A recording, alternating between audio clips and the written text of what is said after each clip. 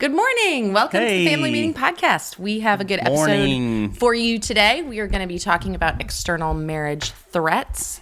I'm looking forward to the discussion. We've been having a busy season, which I know we say that every week, okay? Every week. Every week we say that. But one thing that I wanted to mention is that in spite of the busy season, or maybe we should say busy life, we carve out time for each other, and we want to encourage you to do the same. Yesterday, we were on our way to one of our girls' away games, volleyball games. And about an hour away. Mm-hmm. Crescent City.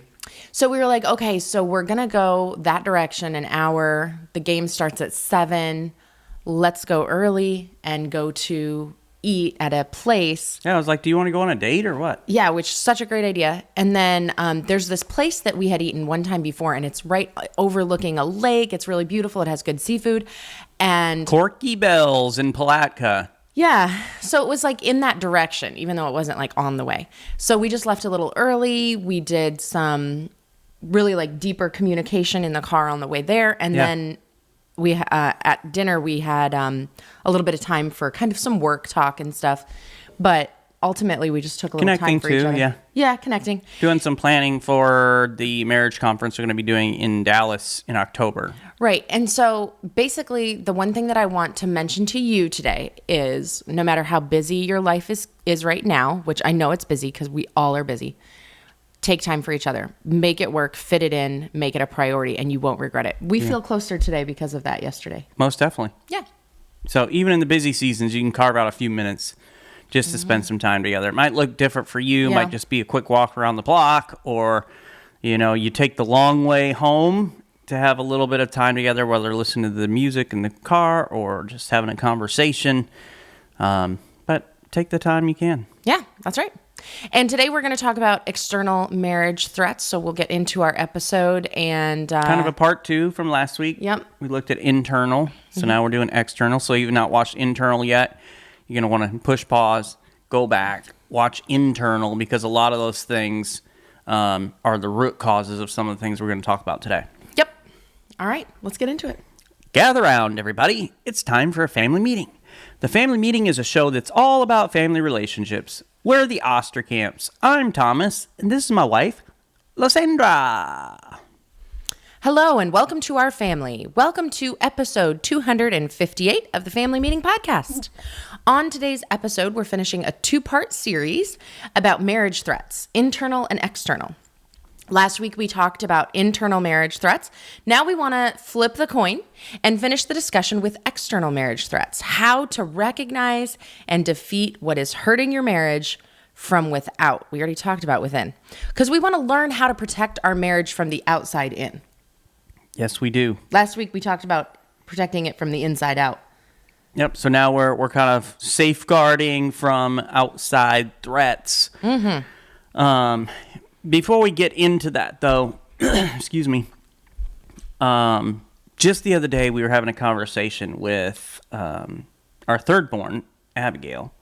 She's 17, just bought her first car, and so we were just talking about the car and things like that. I bought her, she has a CD player, so she doesn't have Bluetooth. It's an older car. She paid cash for the car, so if you can pay cash for a car these days, it's probably got a CD player. Yeah, so it's an older car, got a CD player in it, and she was telling me, Dad, my car plays Spanish music. I'm like, oh, okay. So, she doesn't know Spanish, so. Well, she took 2 years of Spanish. She should know Spanish. She doesn't know Spanish. She does not know Spanish. None of our girls know Spanish. Even though they took 2 years of it. Oh, my gosh. Yeah. Who's their teacher? Hey. You don't know Spanish either. No hable. Yeah. So, that was very good. That was very good. Gracias. Stop that. No, stop. Yeah, stop there. You did good. Stop. But, so I got her a CD. She loves, all the girls love the new anime show on, I think Hunter it's X. Netflix, K-pop, Demon Hunters. It's like the most popular thing on Netflix ever. Yeah. So there's some catchy songs in there, Soda Pop and whatever. They are bangers. Yeah. Yeah. So I learned the Soda Pop I got her a CD because she has a CD player. So yesterday I had her sit down and actually open the CD, which was quite an adventure in herself, and then learn how to use a CD player. Opening a CD was like impossible. It was so hard to get those stupid things open back in the day. I think they're easier now. She actually had less trouble than I thought she would. Well, although it didn't go quickly because of where I bought the CD off of Amazon, so it's not in a store. It didn't have the protective tape and all that. Okay. That, you normally have to like get a knife or use your fingernail or a key or something and cut along the edge for the tape. But that's the difference. It was a little comical, It was really funny having her do that. But we were speaking of her car, we were having a conversation about gas, filling up with gas, and she was really nervous about. She still hasn't done it to my knowledge. I filled up her car with gas this morning because I got in the car to take it to the gym, and it was on empty. Yeah, like the light was on when I went to go to the gym. I'm like, all right, I got you. The good play there of letting me use your car when it's on empty. Mm-hmm. She got a full tank out of it, but while I was at the gym, so I'm driving to the gym with it on, the gas lights on. We just have this conversation about her nervous about getting the wrong gas and whatever else. So I'm sitting in the gym in between sets, and this article comes across my feed that I thought was interesting. Okay. So my phone was listening. Ugh. But here's the article. This is from The Independent. Gen Z running out of fuel in their cars because they're scared to fill them up. Oh, my goodness. Yeah, your phone is listening. So here's the thing. It says half of those who reported refuel anxiety said they have asked a partner or family member to fill up their cars for them. So refuel anxiety? Yes. Okay. So there's this online car retailer called Kazoo that found that 62% of 18 to 24-year-olds suffer from what researchers have called refuel anxiety, according to the Times. So 2/3 of young people are anxious about refueling their cars. It's probably because they don't want to spend their money. Well, I think there's a variety of factors, and they talk about it. Getting wrong gas is one of them. Yeah. Not knowing how to operate the nozzle. So, like, there's a whole big thing. And I thought that was so fascinating because, like, when I was young, like, I would often fill up the car for my mom. My dad always filled up the car. But for my mom, I would often fill up the car. So, like, I've been refueling cars since I was a kid. Now, I know in some states, even here in the U.S., so this was an article in the U.K., but some states in the U.S. until somewhat recently, like, you as a normal person couldn't fill up your own car with gas. Like, they had an attendant who had to do it.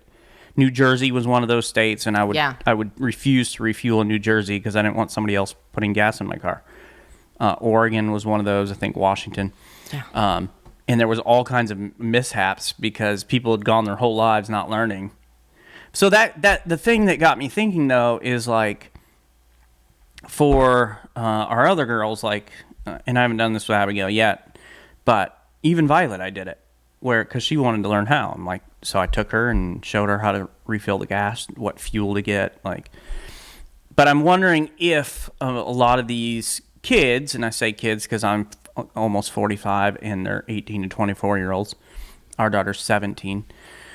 I wonder if they've never had somebody just kind of show them. They don't have anybody to show them. So I was wondering if that's another issue is nobody has taken the time to show them. Because like our generation of parents are maybe not present as much or something? Yeah. Yeah. So that's kind of what I'm thinking. I don't know. But trying to think of what else could be the reason, because they're so capable at, especially electronics and all that, where they pick it up and it's just kind of intuitive. But when it comes to like fueling up the car, they're worried about making sure they can identify, get the right gas, work the nozzle. Like, yeah, but here's the deal. This is what I think is different. Like, we're seeing differences in generations and everything. But like when we were kids, we were worried about something or we were scared of something. It was like, ooh, I'm really nervous about this. And then you did it. But nowadays, I think if they feel nervous, it's like, oh, I have anxiety over this. And it's like this bigger thing maybe than it was back then. is what I'm wondering. I don't know. I mean, there's really no way to gauge that. But yeah. Like, because we were worried about stuff. I was scared of filling up gas, but I just, like, I did it. Did your dad not show you how to fill up gas? No, he absolutely did. And I filled the car for my mom because my mom hated filling the car. Yeah. So if my dad wasn't with us, I filled my mom's car after my brother and sister moved out. Or no, if they weren't with us, because I was going to say when they moved out, I would have been driving. But anyway. But that's the thing, though. You had somebody who showed you, like your dad showed you how to do it. Yeah, but even when I had to do it, like I remember being nervous. Even sometimes today, I'm still nervous. Like, ooh, did I get the right gas? Oh, yeah, I did. Okay. But like, how much am I paying attention? Yeah. Because like it's almost impossible to put diesel in a regular car because the nozzle won't fit. I wouldn't have even known that. But what I'm trying to say is it terminology? Is it terminology? I don't know. I mean, I don't think it's terminology. Okay. Because literally a fourth of them are running out of gas because they're afraid to get gas. Okay. So that's a high number. I've never run out of gas. Have you run out of gas ever? No. Mm-mm. I've gotten really close a couple times. I'm not a risk taker where I at all. can feel the car chugging. I typically, if it's like a half a tank, I want to fill it up. I like to fill it a quarter a tank. I don't like to let it run down, but yeah, I'm not a risky person. I've never run out of fuel up to this point. So I think it's fascinating to me that a fourth, according to that article, has run out of gas because they don't want to fill it up. I don't know. I'm just not sure. I just thought it was interesting. We were having that conversation, and then the article came up, and I was like, this is kind of a widespread thing, not just with our daughter, but others. So interesting. Tomorrow we have our Breaking the Cycle group coaching cohort starts. Awesome. Tomorrow night, it's gonna be great. 6:30. Looking forward to that time together. All the stuff that you need has been posted in the private Facebook group for those who have gotten their tickets to the group coaching. It's got the schedule, so it shows exactly what we're going to be talking about over the 8 weeks, the dates, the times. The handout for session 1's already there, so you can begin to work on that right now and get a head start and be ready to get the most out of session number 1 with some things to think through, some spots to take notes and stuff like that. So it's going to be a great time together. So if they have bought their tickets, the next step is to jump into that Facebook group. Yes. So they've received an email with all the information, linked to the private Facebook group. Yeah. So gotcha. If you've got your email and you haven't yet jumped in, you need to jump in to make sure that you're all ready to go, because the Zoom link will be posted in that group as well. So it has your handout, all your instructions, and the link to the call all in that one spot. Plus, we're having daily encouragement and challenges and things like that that will help you as you take this journey over the next 8 weeks to break the cycle. You still have time to jump in. So go to familymeeting.org/shop. You'll see 2 options for breaking the cycle. There is one-on-one coaching if you want to do that, and then there's the group coaching that is there also. So looking forward to that time. We're going to break the cycle. Yeah. All right. Let's talk about external marriage threats today. This is our topic of discussion, so we want to get into it now. There are so many pressures and influences from outside a marriage relationship that can erode intimacy and unity. And so today we want to talk about how to guard your relationship against these outside pressures.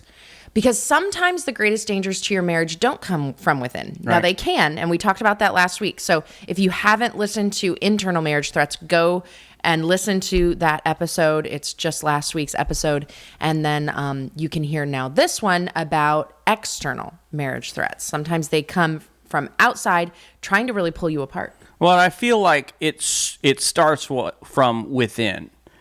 And so if your marriage isn't strong from the inside, it leaves you vulnerable to the outside. Now, I still think it's very good for us, even if you have a strong internal, everything's set, it's secure, it's still good to be aware of what these external threats are so that you can be watching and be prepared for them. But I really feel like it all starts from the inside, which is why we talked about that first. And if you've not yet listened to episode 257 on the internal threats, make sure you take time to do that, to make sure you fortify the inside, prepare yourself, fortify the outside. That's right. These external threats can slowly weaken your marriage if they're left unguarded. Outside forces, though, can create cracks in your relationship if you're not intentional about repairing them or paying attention to it. So it's something to really think about. It's real. There are things out there, and we're going to talk about those and get a little bit more specific about them, and then also talk about practical ways to prevent them from endangering your marriage. Yeah, and every couple faces challenges. Yeah.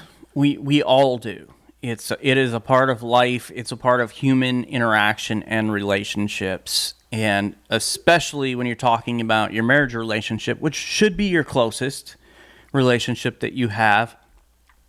And if you just think about it logically, it is your closest relationship. You spend the most time with that person. That means there's more opportunities to hurt somebody, to be irritated, all those sorts of things. And so we often look at and we talk about the internal issues.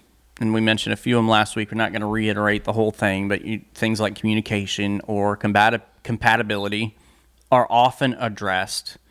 But sometimes we don't pay attention to the external threats. Mm-hmm. And I think that's true, just thinking about our house. We spend a lot of time inside our house, and so we notice a lot of things. And then we can have an opportunity as time allows to take care of those things. So we have projects that we've done in the house, a lot of projects since moving in. Changing light fixtures and painting and creating an island. We've done doors, flooring. You installed a cabinet and countertops and just all those sorts of things, right? And that's on top of fixing things like toilets and just upstairs bathroom plumbing. And so the inside, right? We're in here a lot, and so we see a lot, but sometimes we can ignore the things that are happening outside the house. And so you can have cracks outside that can let water in and different things like that. And the same is true in our relationship sometimes, is we focus in on the interior and we don't necessarily pay attention sometimes to the outside, and those threats can quietly erode a relationship if they're left unchecked. That's right. And so this episode, what we want to kind of talk about is just to kind of give you 6 common external threats that every couple must recognize, and share a few things about them, and what you need to watch out for, what you can do, and just the goal is to create a discussion for you guys to kind of talk through these threats and see, what you're doing about it. How vigilant are you being, or have they become a real problem? So first thing that I kind of think of here is toxic friends or family interference. Yeah, I thought of that one too. And this is why we're always encouraging people to have close friendships and close relationships with people who have a good marriage, who view marriage highly, who view your relationship highly, want you to succeed, want you to stay together, want you to work through things. And we talked about this when we talked about divorce and the statistics in divorce and everything. Statistically, you are more likely to get a divorce if you spend a lot of time and have close relationships with people who have been divorced. Something about it, and I don't know if it's just the example or if it's the conversations that people are having, but the people that you spend time with really do make a difference on your marriage. They can be a threat, but they can also build you up and strengthen you from external, from the outside. So really think about who you're spending the most amount of time with. And here's why it's a threat. When you have overly involved or negative friends and family members, that creates tension. And we deal with this all the time, where it's whether it's in-laws. A lot of times it's in-laws, where typically mother-in-laws, Not our mother-in-laws. No, I'm just saying the people that we deal with Yeah. on a regular basis. Right. A lot of times it's mother. It's very rare that it's a father-in-law who is like super into and Although we've seen it. interfering with the relationships. Yes, it happens, but it's more rare. Women. But they create this kind of tension in the home. And maybe take sides in an argument or influence your decisions. You have somebody who's talking and pointing out negative things about your spouse constantly. You kind of dwell on that. Because let's be honest, there are negative things about all of us that could be focused in on. Like there really could be. Yeah. You have very, very few of them. No. Like she's this close to perfection. It's like Jesus is right here and Lysandra's right here. Oh my gosh, stop it. Seriously. So you've got very few of them, but still happens. Yeah. I think I have a lot. No, I can really only think of one negative, and that is multitasking while cooking pizza rolls. Oh my gosh, the pizza rolls. Can you let it go? But it's your one negative. So if it comes up, it comes up. I gotta have an example for everybody. There's no other negatives. The pizza rolls. Oh, the pizza rolls. So, okay, listen. I was thinking about something you said. Okay. You talked about how in-laws or family friends that are really close can influence decisions. And I was thinking about that one because we've seen that before in couples where like they're on this path here and then they start to talk to family and the family influences their decision and one of them then changes their mind, which is not wrong. It's okay to change your mind. It's okay to get outside advice and everything. But when the spouse starts to feel like their husband or wife values the opinion of mom and dad more than their own opinion, like that's a huge issue.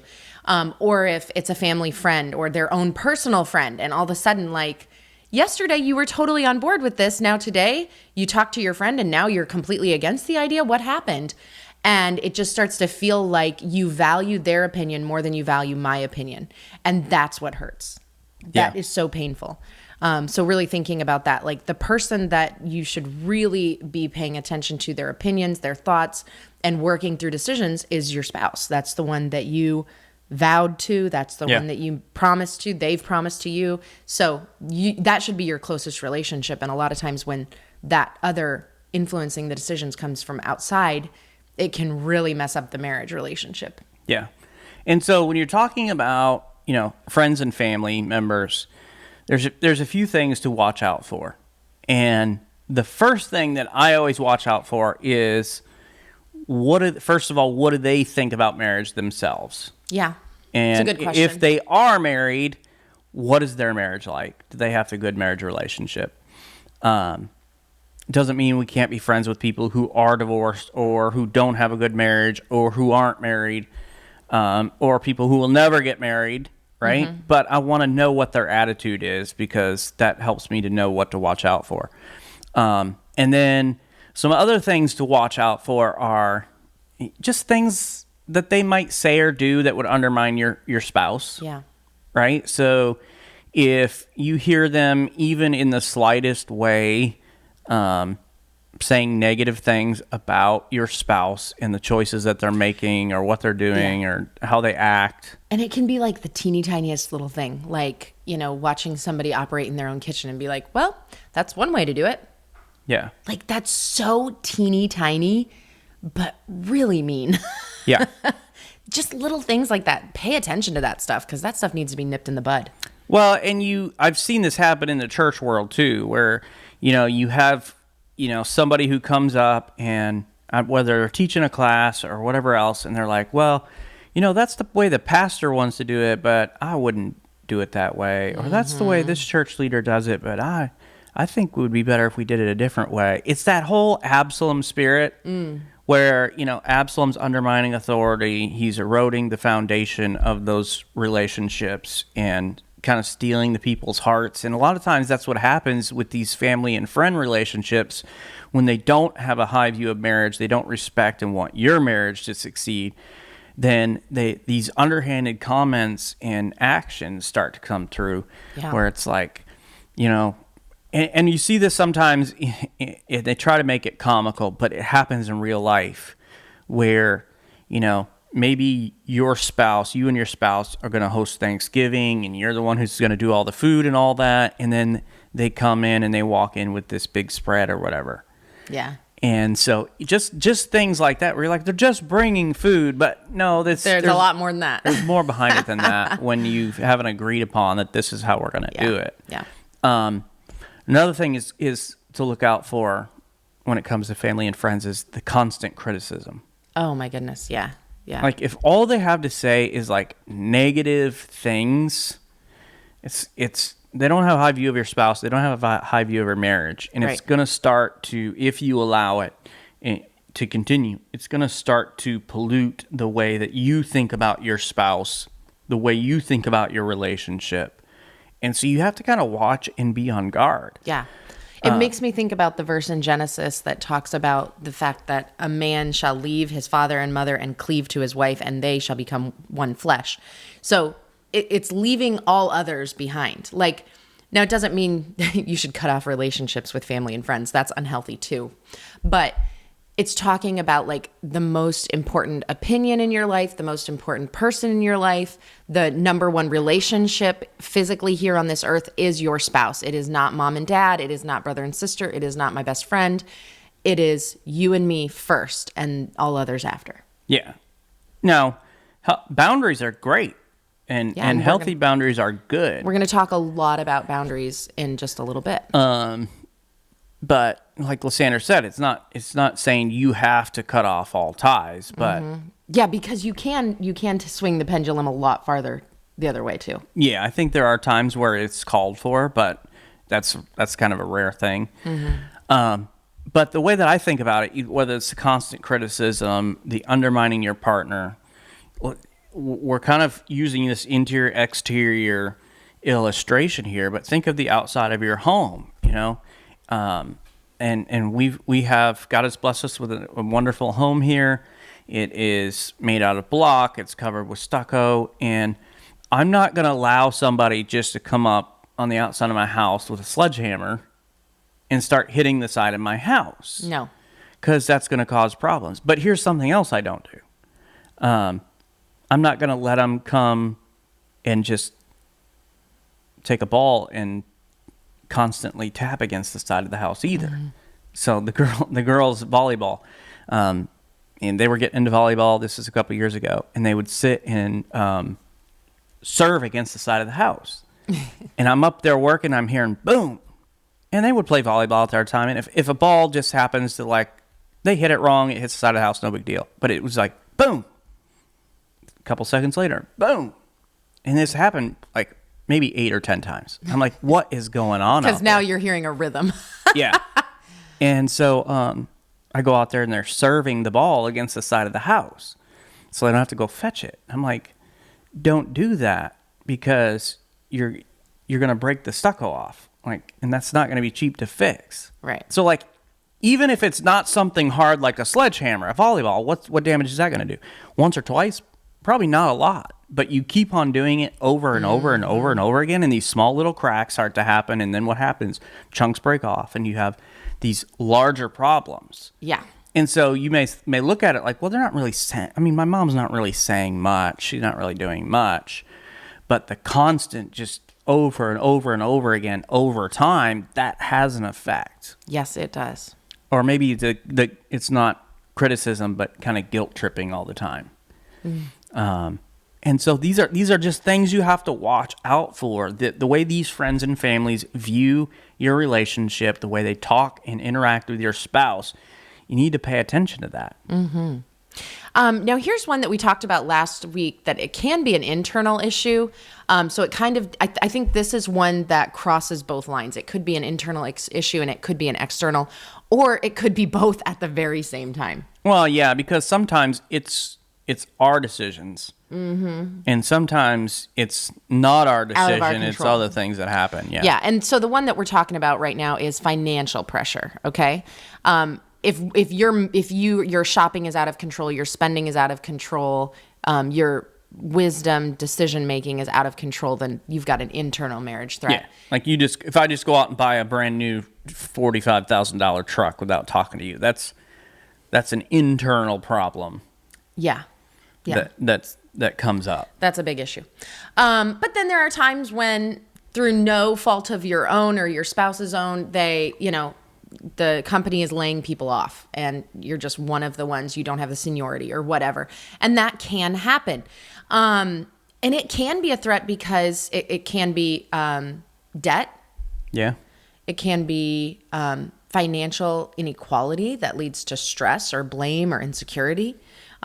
Issues from job loss, being laid off, things like that. Yeah. And this is something that I've been thinking about, I don't know, for a little while now, because we have AI that has arrived on the scene and is not going anywhere anytime soon. It's only getting better, which means it is going to start, and in some cases already has started, kind of replacing people. So, companies they no longer need like 25 people to do this certain thing. Because of AI, now maybe they only need 6.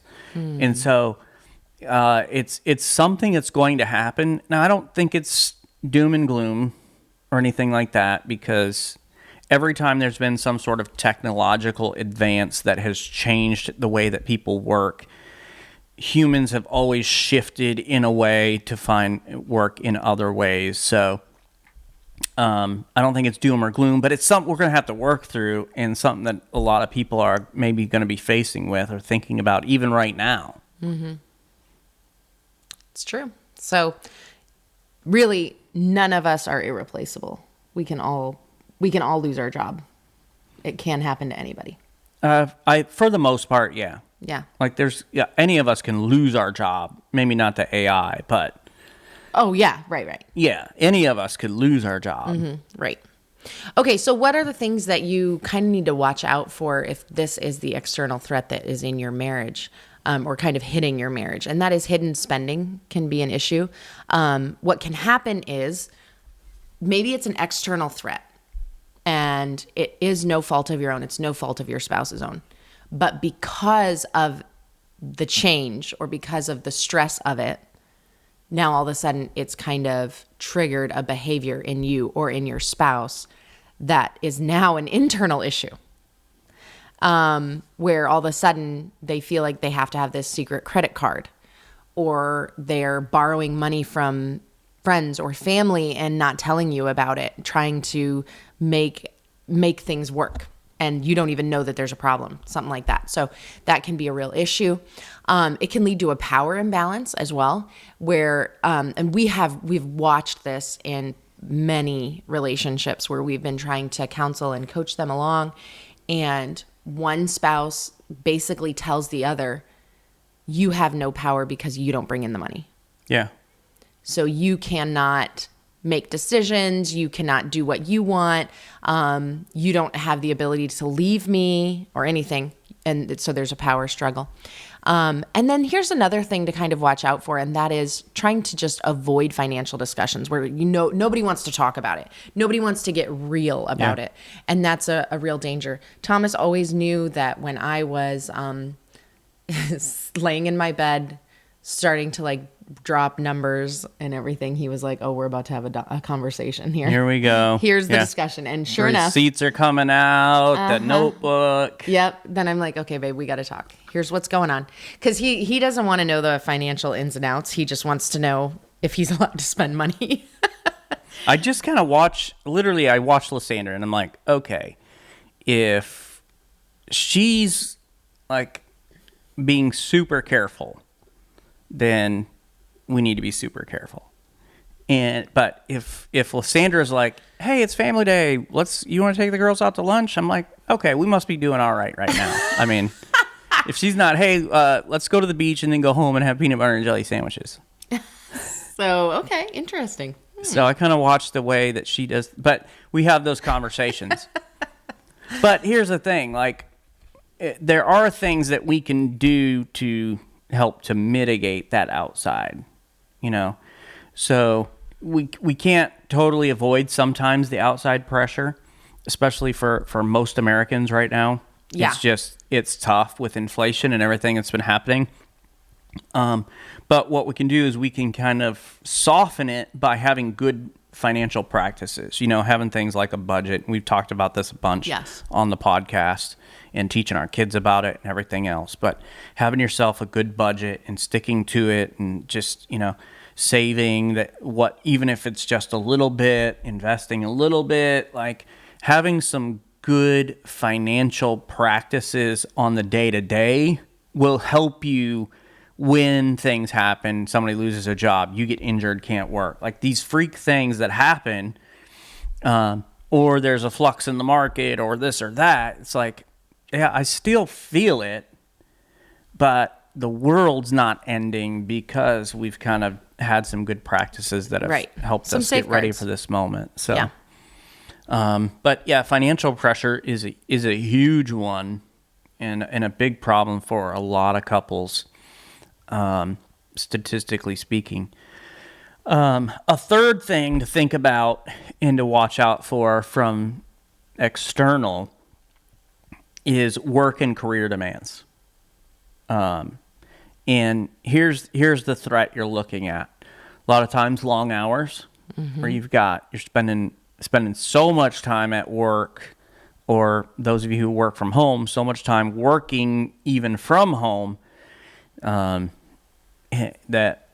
you're not spending time with your family, not spending time with the things that are really important. It's like, if you can't go on vacation and not be checking emails every day, like there's a problem there.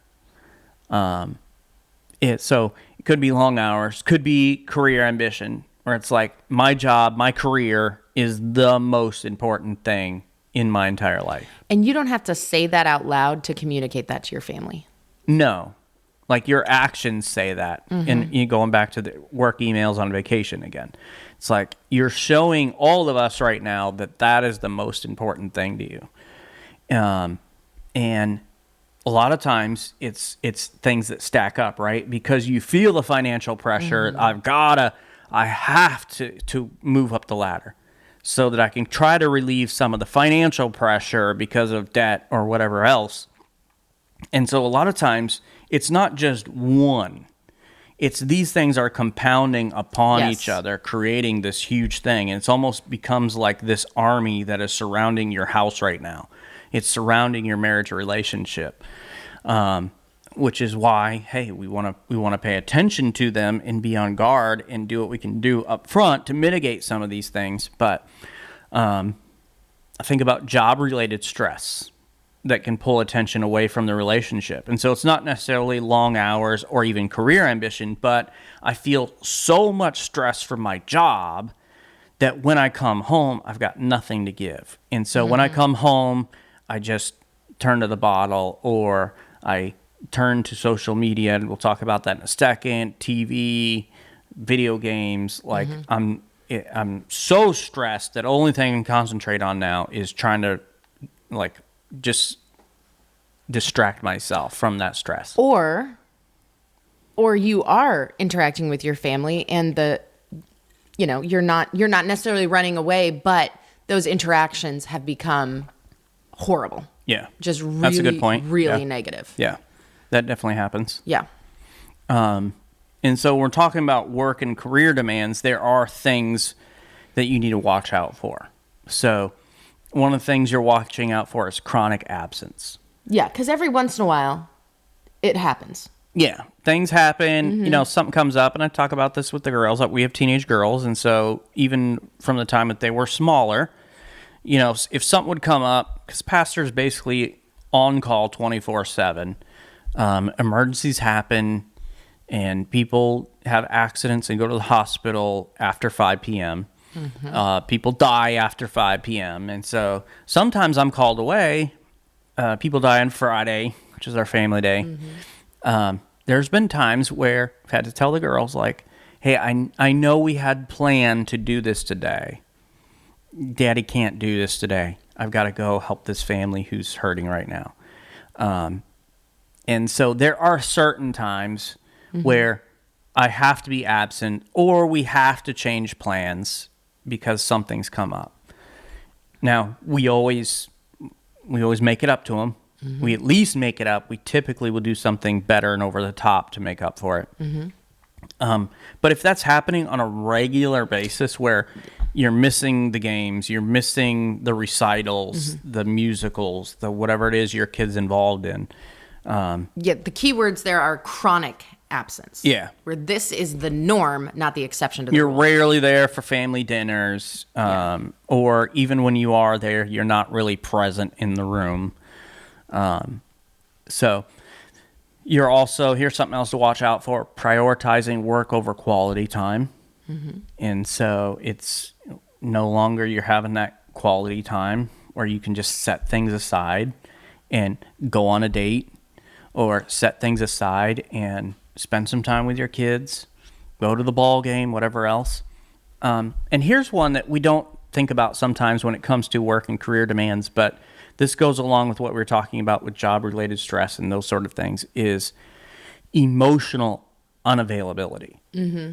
So, like, if you're emotionally not available for your spouse, to listen, to love, encourage, support, whatever, then that is an external threat that is having an impact on your marriage or relationship. And if you don't pay attention to that and begin to make some changes, it's going to cause a lot of problems in your marriage or relationship. And if you don't do something about it, it could ultimately lead to the end of your relationship. Mm-hmm. Right. That's right. All right, let's look at number 4, which is technology and social media. Technology and social media can be a huge external threat. It's a tool. It's not good or bad in and of itself. It can be great, and it can be a huge issue. It's all about what you do with it. But here's why it can become a threat is it can be overuse of devices. And this, like, wow, right? I mean, I'm always amazed when I just go out into public and I just look around. Literally everyone is on their phone. Like, there's just, people do not sit and do nothing anymore. It's just almost unheard of. Yeah. We are preparing an episode, and you will be hearing it in the future, on bed rot. Yeah.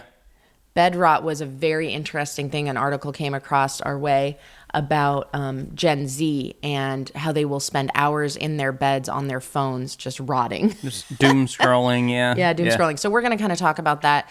We have had other conversations, other episodes on social media, but the overuse of devices is out of control. Well, and I think even for myself, this is something that I have to constantly pay attention to. And both of us, honestly. There's times where both of us have to be like, hey, can you just put your phone down? Yeah. Can you just get off the computer for a little while? Mm-hmm. Can we turn the TV off? Yes. And just, so there's so many things, like Lysandra said, that not good or bad, in the right context. They're great, but we get so addicted to it, and it is an addiction. Mm-hmm. And so, we're not just like telling you're overusing devices, because we do the exact same thing, right? We have the same issues. And our kids, they will tell us. Whenever we have our family meetings, our family meetings happen in the morning. And we'll be sitting around, we'll talk about something or whatever, and then there's a little lull in the conversation, or somebody's phone makes a little buzz. Somebody get a notification. One person picks up their phone. All of a sudden, 6 of us are on our phones. And one kid will be like, Mom, Dad, everybody's on their phone. Oh, whoop. Actually, here's what happens is whoever's not on their phone at the time, they're the one who's like, hey, can we just put your phone? So it's like, they're the one phone shaming. Yeah, and so we all do it. We all do it. We all have the moment where it's like, well, I don't have anything to do on my phone right now, so y'all need to put your phones down. Mm-hmm. Yeah. Another issue with technology and social media is secrecy is a huge threat. Like, if one of you feels the need to be secretive about whatever you're doing online or on one of your devices, it's a huge issue. It is not okay. There should be 0 secrets. Thomas has every single one of my security access codes to get into my phone. I have all of his. Anytime I want to, I can take Thomas's phone, hold it up to his face, get in. and he knows he doesn't have to. Well, you know the code also. You just don't want to type it in. I do not want to type it in. I would much rather track you down and be like, look in here. Yeah, exactly. I'm way too lazy for that, Jess. I'm sleeping and she like holds my phone over my face, prying my eyes open. No, but your spouse should have access to all your stuff. And if you don't want them to have access, then there's a reason for that. You have a problem. Something is being hidden that's wrong. There's no reason to hide anything if there's nothing going on that's wrong. Online interactions can be a huge external marriage threat, which we are going to talk in just a minute about emotional infidelity and physical infidelity, but it can start here. This is where it can start a lot of times is social media. It's very, very dangerous. And there are devoted websites about getting you to cheat on your spouse. Yeah. And like how to do it secretly and all of this. And it is absolute abomination. Like, do not go there. Do not even toy with that. Stay far away from it. There was one, this was years ago. I'm trying to think of the name of it. Like, you'd be able to Google it so quickly, but don't Google it though. Your spouse might be like, why are you Googling this? No, but what happened is somebody breached all the information, and so all these people started getting busted for cheating on their spouse. Yeah. Oh, what is the name? It's some. I remember it's some girl's name. I don't remember what it was. Yeah. But I remember the. Yeah. I remember the thing the when it came out. Okay, so thinking about all of these, you need to really start paying attention to your screen time. Is your screen time excessive? And excessive is a relative term. Totally. What you think is excessive is not necessarily what I think. It's definitely not what our 14-year-old daughter thinks. Our 14-year-old daughter does not like it when we are on our phones around her. I think it annoys her more when she's not on her phone. Exactly. If she's on her phone, the thing. She doesn't care. Yeah, exactly. It's when I'm not distracted by it, then you need to not be distracted by it. Yeah. So, right. Touche, right. But that's the thing too, is like, what are you using the screen for? You know, am I working and I'm, or is it, I'm just sitting there. So there's like a variety of reasons of what you would call, excessive screen time. Right. Okay, here's something that you really need to think about in this category of technology and social media is paying attention to any kind of flirting online. There should just be zero flirting online. And if you, so for us, we do have friends that we'll joke around with, right? And we have a couple friends. So the way that we handle that is we have group chats only. So we have other couples in chats, and if Thomas wants to poke fun at Carla for burning on the grill or crashing 4 cars in a stop, it's too soon, I told you. He's not going to text Carla personally. He is going to text her on our group chat and razz her or whatever, or send the burning grill meme, because that's not flirting, that's friendship. And it's totally above board. There's no secrets. I can see it. Troy can see it. It's totally safe. If Thomas starts texting her personally and teasing about things, that turns into flirting and it's wrong. Yeah. So you see the difference. And that's way different than like, hey, I'm working and this woman is involved with what I'm doing and I have to message her, I have to talk to her, I have to call her. Like that's way different than, you're flirting with that person. Exactly. Yeah. So keep it totally business, or make sure your spouse is involved in the chat.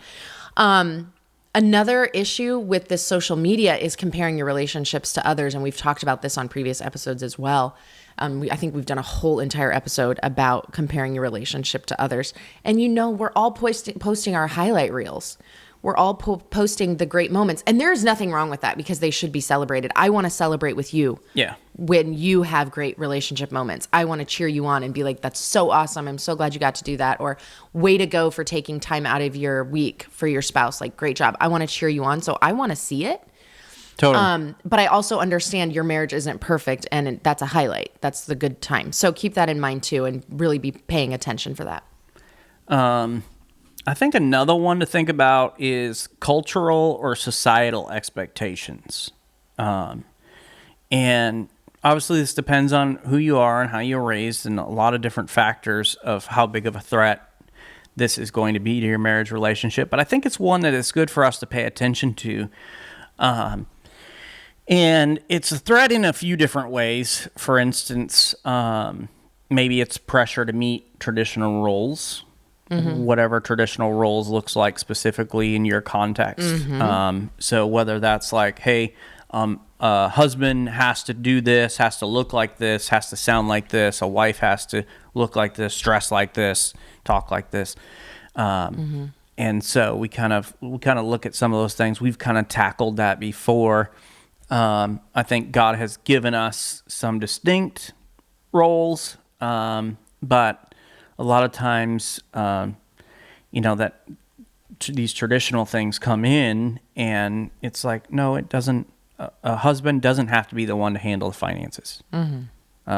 It's not the 1920s anymore or whatever. The wife isn't the only person who should be in the kitchen. Yeah. Men can, spoiler alert, can cook too. Men can change diapers. Kitchen's probably going to be a lot more messy when they do, but indeed, depending on who it is. I know when I cook, it looks Trashed. like a hurricane went through. Yeah. He trashes the kitchen. But that has to do with the way that my brain operates also, because I'm just focused in on getting the meal done, and then we'll worry about everything else after that. So, but that's one thing to think about. Are you allowing these traditional roles in sometimes religious, when we're talking about traditional roles, there's some religious play in there as well. I know that's our background, and those that have listened to the podcast for any amount of time, we've shared a bunch about that, but that can be one of those threats from the outside as well. I think timelines can be one of those cultural, societal expectations that can, whether it's, the age or whatever you have to get married. And a lot of times a lot of pressure is put on people to get married before they're ready. And that can cause a lot of problems. Or timeline for when to have kids. I made a social media post the other day, just joking in family meeting community about, hey, if you want to be 40 years old and getting your kid ready for kindergarten, that's on you. And we shared about that on the podcast because we had a really good conversation about that with a lot of people who have had kids, in their 40s, right? But it doesn't matter what society or what culture tells you is the right time to have kids. What's the right time for your family? And I loved hearing about the different people. Well, we married later on in life, so we had kids later on in life. Or because of certain reasons, they chose to wait and then have kids. There's nothing wrong with that. But we can allow other people's expectations, society, culture, kind of dictate us. And I kind of touched on it a little bit, but religious expectations can create conflict as well. And I think that was some of the conflict we had on some of the problems we had early on as well. And so you think about those expectations, they can cause a lot of problems in your marriage relationship. And you need to be paying attention to the outside expectations that are placed upon your marriage relationship. Yeah. Because if it's not something specifically told to us by the one who created marriage, then there's a lot of freedom within that relationship to figure out what works best for your marriage relationship. This was part of the discussion we were having yesterday is I'm saying, okay, I'm trying to figure out if I think that this or that is actually wrong or if it's just voices that I've heard in my life from outside. And so I was talking about how I really want to go to the scripture. I want to go to the Holy Spirit. I want to pray about this thing and actually figure out what do I believe and why. Because it can oftentimes just be outside voices. And it's not actually what either of us believe or believe about that thing. Lastly is temptation and emotional infidelity. And this is a huge threat, and I'm sure that you can understand why, because closeness with someone outside of your relationship can blur boundaries and damage trust. So maybe you don't even go all the way to like where you have sex with somebody or you even break the physical barrier.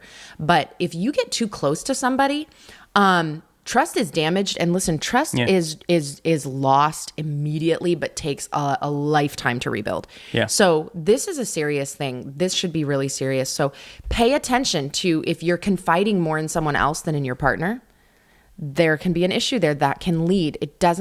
Affairs don't happen right away. They happen in teeny tiny small steps. And we think they're so harmless. And then all of a sudden we've taken so many steps that we've walked down a road. We talked about secrecy already with social media, but this can also be in other aspects of life, whether it is texting or talking or having conversations or meetups, rationalizing inappropriate connection, where you're saying like, oh yeah, but I work with her. Or I work with him. What am I supposed to do? He's my boss. I got to talk to him. But you're rationalizing it because at your heart, something's off. At your heart, you're getting too close. And so when that happens, you've got to take steps back. And we are going to talk about boundaries. Yeah. And so while you can't control external factors, now a lot of these are things, some you can control, a lot of things you cannot control. Couples who actively recognize and protect their relationship as a team are much more resilient. Mm-hmm. And this is the thing, and the reason why we bring them to your attention, because awareness is the first step to safeguarding your connection. Mm-hmm. It's like security for your home, right? We have cameras around our home, and outside and inside. So we can pay attention to what is happening around our house. And if there's something suspicious or something threatening, we want to know about it as soon as possible so we can be on guard. And the same is true of your marriage relationship. Right. So after awareness, then the next step is setting boundaries, okay? So how can you set healthy boundaries? And we're going to start with extended family. How can you set boundaries with extended family? And this can be tricky because you love your mom, you love your dad, you love that sister, that brother, that grandma, that aunt, whatever. But you've got to be careful. All right. So we're going to talk about setting different boundaries. And one thing that you need to do is always present a united front. Yeah. So don't go up to your family and be like, well, my husband, he's so particular, and because he's all upset about it, we can't come for Thanksgiving. No. Present a united front. We have decided we don't want to do this or whatever. It makes me think of Everybody Loves Raymond, and I don't even know what the scenario is. I feel like that show is kind of the same scenario over and over in different ways. But it's always Deborah. Yeah, where he's like, well, Deborah we don't want to because she's given him the eyes, and it's so obvious. But present that united front and always make major decisions together. Communicate the decisions as a couple. So you're going to talk it out together, and whatever the decision is, you're going to present it to the family as a united front. Don't throw your spouse under the bus, okay? They are your teammate. Another thing you might need to do is limit involvement. Mm-hmm. So you're going to set clear limits on how often and how deeply family is involved in your personal life. Yeah. And it's one of those conversations where you have to say together, it's like, hey, for instance, we may go to Thanksgiving dinner, but we're not going to spend the night. We're gonna go home. Mm-hmm. And so figuring out what does that look like, what do visits look like, how much time spent together, and all those sorts of things, because they're having a negative impact on our marriage and on our relationship. Yeah. And I know that this, something to think about is you can swing the pendulum too far, because you can get to the point where like you are trying to cut your spouse off from their family when they don't need that. Right. Like when it's not actually toxic or horrible. It's just that you want to control your spouse. So that's the wrong thing. Okay. So just keep that in mind. But prioritize your spouse. If you prioritize your spouse, you're not going to swing the pendulum too far either direction, because you're putting them first. And it is healthy for your spouse to have a relationship with their family. It is also healthy for your spouse not to be controlled by their family, right? So if you prioritize your spouse first, then everything else should fall into place. And of course, above your spouse, prioritize God, and then you're going to be in good shape. But even before your parents or your siblings, make sure that your spouse is coming first and foremost in your life. Yep. Leave father, mother, cleave to your wife. Mm-hmm. And then just the last thing we'll talk about, we could go on, and I will say read the book Boundaries if you've not read that yet. Right. But last thing we'll point out here in this conversation, as far as your family and sometimes friends and things, establish a private space. That's good. So, in other words, don't share every argument or personal detail with family. Like they don't need to know that. Some of the stuff is just between you and your spouse. And part of that might be just, hey, this is just the two of us. Mm-hmm. So maybe family says, hey, we want to come over and have Sunday lunch with you or whatever. Or we want to invite you over to Sunday lunch, but you've already decided, like, no, this is the one day where the two of us get to spend time together. And so let's plan that for a different day because I want to preserve this space that's just for the two of us. Mm-hmm. And you might want to say something like, we love spending time with you, but we've agreed that Sundays are just for the two of us. So let's plan another day to visit. Yeah. So there's boundaries there, but you're not just saying like, we hate you, we're never going to see you again. Yeah. All right, let's talk about work boundaries, okay? It is so important to have work boundaries because uncontrolled work demands can create emotional disconnection. It's like there's got to be some boundaries around it because if it's uncontrolled, like, my goodness, it's going to separate your connection. Yeah. It also causes resentment and burnout in a marriage. Well, and this is the thing that's, I'm going to use the word interesting because I can't think of a better word right now, is the fact that we will often sacrifice our marriage relationship for a job that would replace you tomorrow.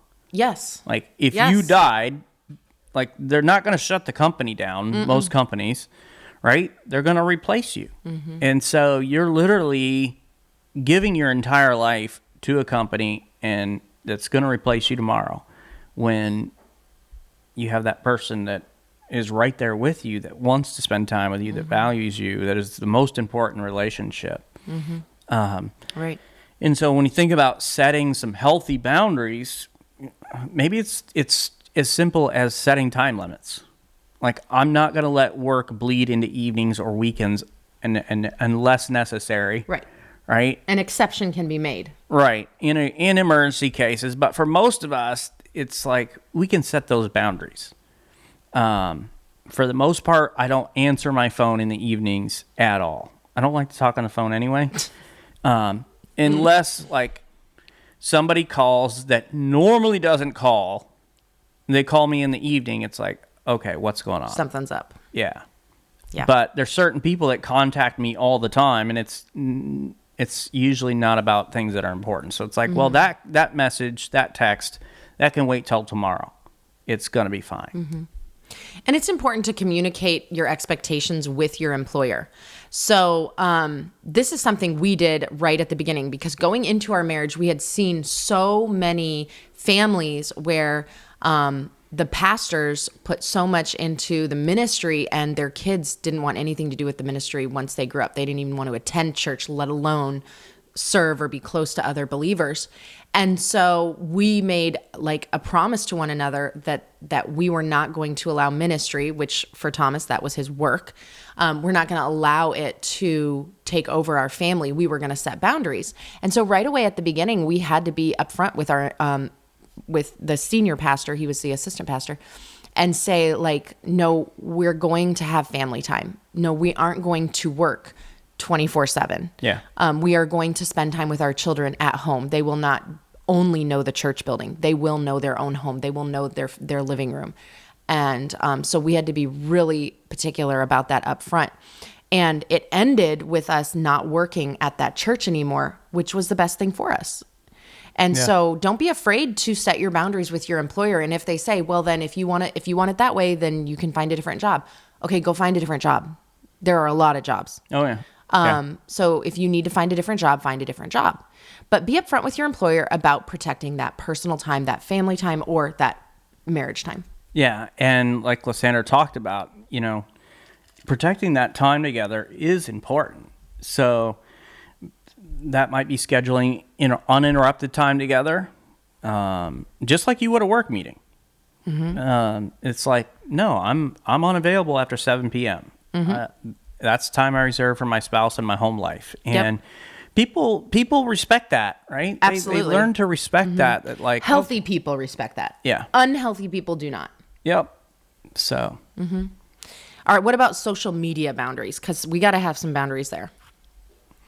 Social media can fuel insecurity, distractions, comparisons, and even emotional affairs if not managed intentionally. So we're going to talk just a few minutes here about setting healthy boundaries on social media.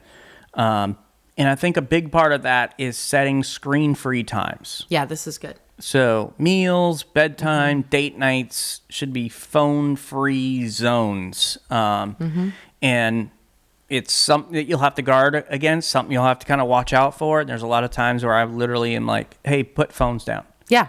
We did this with a movie the other night. The kids had not seen Happy Gilmore before. And so Lysandra really wanted to watch the movie with the girls. And so I literally just made a rule. I was like, no phones during this movie. You're going to sit. And watch the big screen. Exactly. Like the Stone Age, just like the cavemen did. You're going to sit and just watch the movie without your phone. Because it is insane how much now we watch TV or movies and we scroll our phones at the same time. Yeah. It's like, what? So we're not even really there in that moment. No, we aren't. Having meals and all of that. Which we don't bring phones to the dinner table either. Date nights, we will bring our phones, but a lot of times we'll say like, okay, let's put down our phones. Let's talk during this portion of our evening or whatever. But. Or if we're talking and like something comes up and we want to look something up, it's like, hey, I'm gonna pull my phone up. I'm gonna look this up. This has to do with the conversation we're talking about right now. But it's not just we're sitting there both just like scrolling together. What's the point? Avoid oversharing on social media because you do need to keep personal conflicts or intimate details off social media. Also avoid any passive aggressive posts, right? Like posting about how a wife would be a good wife if her husband didn't suck. Yeah. Like that's so passive aggressive. It's really unhealthy. Don't do that to your spouse. That's not fair to them. You would be so angry if they did that to you. So don't do it to them. Yeah. And then just don't compare relationships. I know this is easier for some people than others. But as Lysandra mentioned earlier, social media is not reality. Right. Right. For the most part, very few people post the ins and outs. It's normally a highlight reel. That's it. And so just because you see something doesn't mean that's what their life is like 24/7. That's what their life was like in that very second. But the second before that, they're screaming, they're yelling, they're fighting with each other. They're talking about how they're going to get a divorce. Like all this stuff's happening behind the scenes. You see the nice little photo that they're taking, but you don't know what else is going on behind the scenes. So just don't compare relationships. It's not for that. Look at it, enjoy it, be happy for somebody. But don't play the comparison game. You're never going to win that. That's right. And we already mentioned this, but it's worth mentioning again, and that is no secret accounts, no hidden conversations with others. Anything on your technology or social media should be completely transparent to your spouse. And so here's what we want to do. We got a resource we want to give to you to kind of help you walk through this. And we've got a Guarding Your Marriage External Threats checklist. If you want to know more about that and work your way through it, send us an email, info@familymeeting.org. But before we do that, Lysandra, why don't you share just some biblical strategies for keeping your covenant strong against outside pressure? So I want to share with you a verse from Proverbs 4:23 says this, above all else, guard your heart, for everything you do flows from it. And that's ultimately what we're talking about guarding from external threats is you're guarding your heart because that's where everything comes out of. Everything in your life flows out of your heart. So it is the most important part of you. It has to be guarded, especially from these external threats. So whatever the threats may be, maybe it's comparison or discontent, or temptation or whatever it might be that's kind of coming at your heart. Guarding your heart is going to protect your covenant with your spouse. So be honest about emotional boundaries, and limit influences like social media and other people. create boundaries that's going to prevent like friendships with the opposite sex from getting too serious or whatever it may be. Whatever it is that might pull your heart away from your spouse, that you need to put up the safeguards. You need to put up the boundaries. You need to protect your heart. These external marriage threats are the things that are going to attack your heart. So really be aware of them, set boundaries, and guard your heart. So family meeting tonight, you're going to continue the conversation you started last week. Last week, you had a conversation about internal threats. This week, you're going to have this conversation about external threats. And as I mentioned, you can reach out about that external threats checklist if you want. It'll kind of help guide you through that conversation. But you're going to begin the conversation by being very vulnerable and just saying, hey, when it comes to these 6 things, do you see any of these where that could be an issue with me personally? So whether you're talking about social media or work or financial stress, whatever it is, begin the conversation by becoming vulnerable yourself, because you might be listening and be like, "Well, that's my husband, that's my wife, spot on," and you want to go on the offensive. No, start by just being vulnerable yourself. Let them share, and just kind of go back and forth and work and talk through these 6 things that we have talked about, and then what can you do to strengthen up some areas where maybe you've let your guard down a little bit. Thank you for joining us today. Please go and subscribe to the Family Meeting Podcast from your favorite podcast provider. And if you found this information helpful, please share this episode on social media and invite your friends and family to listen with you. To find more content and information Lysandra and I provide, you can go to our website, familymeeting.org, or email us at info@familymeeting.org. If you'd like to shoot us a text or call us, you can send a voice message at 904-257-3062. And we want to invite you to join us next week for our family meeting, because we are going to discuss dropping your child off at college. A lot of you have just done this, including us. Do you think it's been far enough removed where you can talk about it without crying? I think so. To be honest, I don't want to make that guarantee, but I think so. Okay. But there are a lot of emotions that go with this. Oh my gosh, right? But we want to give you some practical things to think about. Maybe you haven't dropped your child off at college, but it's coming. Yeah. Well, if you have a child at home, it's coming, most likely. I mean, not everybody goes to college, but they fly the nest at some point, hopefully. Unless you have a 40-year-old living in your basement. Yeah. That could happen too. Yep. That's rough, but it could happen. There's different emotions that go with that, I bet. I'm sure, yeah. Yeah. Mixed emotions with that also. But we want to talk about this while it's still a little bit fresh for us, so that we can give you our perspective on it and just kind of like how we've handled it. And then we also want to learn from you. So maybe you have some insight that you can share to us. I think we'll probably put a question or two out on social media on our family meeting community page to see what the masses are saying. Yeah, and if you're watching on YouTube right now, you can just drop it in the comments. Let us know what your thoughts are there about your kids going off to college. Thanks for joining us today for this family meeting. Have a great week, everybody. This meeting is adjourned. All right, which of these 6 external marriage threats did you feel like that's the one? That's the one that is threatening our marriage more than any other one. I'm curious to hear what it is from you. I wonder if it is, if most of us are dealing with the same one, or if it varies, greatly. But these 6 things that we've talked about today, most likely at least one or more, have become a threat to your marriage. And we'd like to hear from you. We can learn from each other. Other people want to learn from you. So put it in the comments so that we can learn from you and what you're doing to secure that threat. All right. We'll see you next time. Bye-bye.